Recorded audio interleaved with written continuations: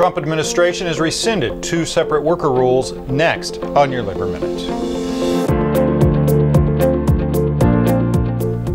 Hello, I'm Mark Harrison. Under direction from the White House, Secretary Alexander Acosta and the Labor Department rescinded 2 separate rules that had previously been enacted under the Obama administration. The first to go was the Joint Employment Rule, which said businesses could be held liable for wage law violations by staffing agencies, contractors, and franchisees. In other words, if a McDonald's franchise violated wage laws, the parent corporation, McDonald's itself, could be held responsible. Under the new rescission of the Joint Employment Rule, that is no longer the case.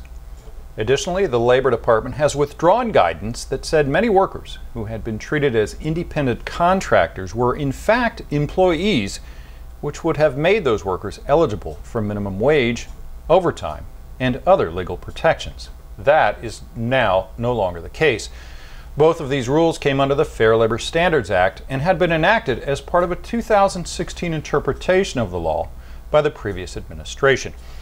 And while many regulatory and legislative changes that could have a negative effect on hardworking Americans have been discussed, proposed, and indeed introduced, this is the first act by the new administration that will have an immediate and direct impact on U.S. workers.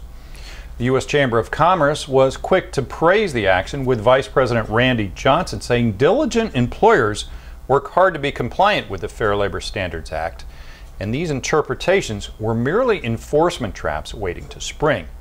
While Lynn Reinhart, the General Counsel for the AFL-CIO, said this had been guidance that made it easier for employers, workers, and unions and others to know about their rights and obligations under the law. I'm Mark Harrison with your Labor Minute.